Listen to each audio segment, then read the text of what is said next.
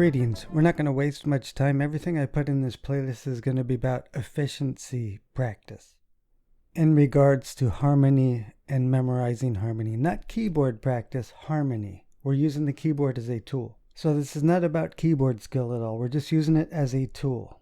With that in mind, we're going to take an efficient approach to memorizing secondary dominants. In this case, D minor and D major. Now here's the thing. It's always going to be an A major based chord. That will go to a D minor or a D major.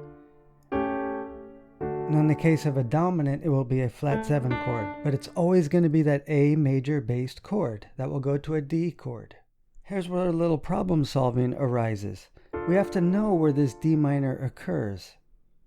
It actually occurs in 3 different keys without any alteration. In C as the 2 chord, in F as the 6 chord,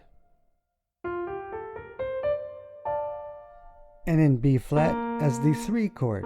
I discussed this in my modulation course because knowing the common chords between keys is an essential aspect of pivot chord modulation. So, regardless of any of these keys, this A-based chord, say in B flat, will always go to that D minor chord. That's the 3 chord of B flat. It's always that A-based chord. So instead of digging for it, you know right away. In C, it's that A-based chord.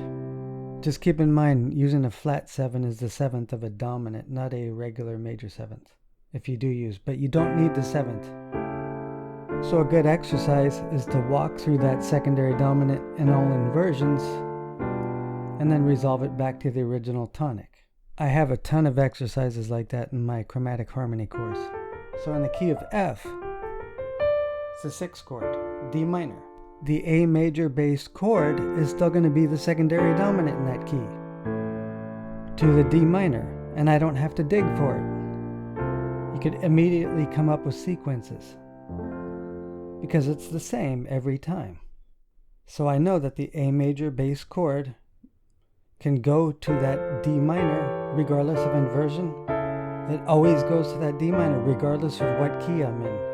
It's the same secondary dominant to that D minor in 3 different keys. It's always going to be that A bass chord with or without a flat 7. So in B flat, it's still going to be that A bass chord.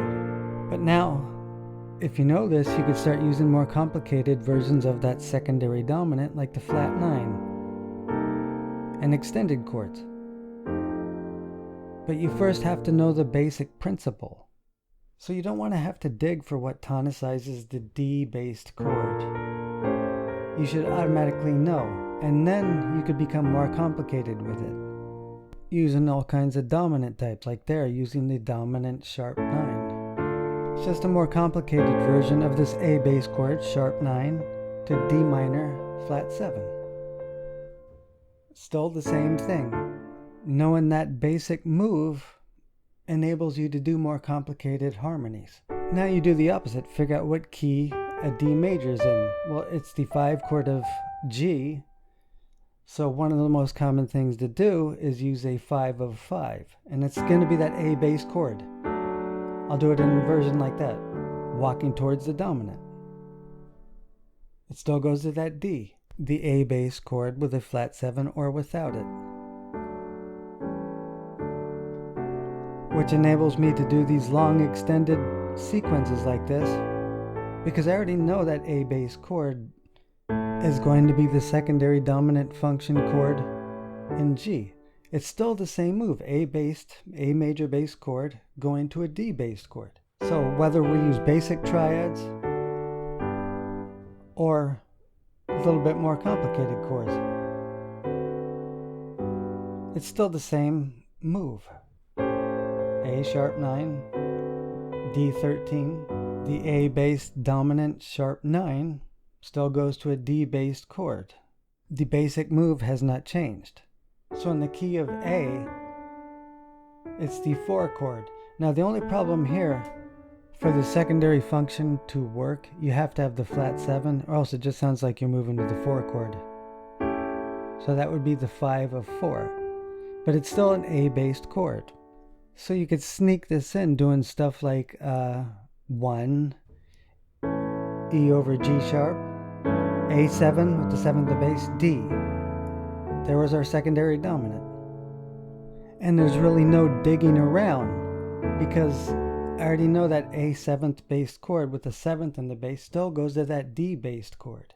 And the one thing you'll notice about secondary dominants is there's technically only 12 of them to memorize. A flat's going to go to a D flat bass chord, minor or major, or G sharp, C sharp minor, depending on what key you're in. Like A, the 3 chords is C sharp minor, so it'd have to be G sharp major or G sharp flat 7. Just like G would go to C, G dominant would go to C.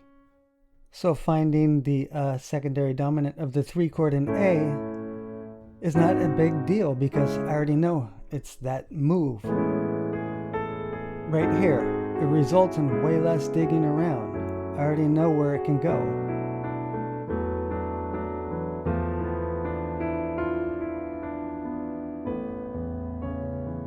So don't dig for the chord, efficiently practice what tonicizes a major or minor chord. Take Phrygian dominant. We're going to do this as an extra. I know that A can be used in there, towards the 1. Right there.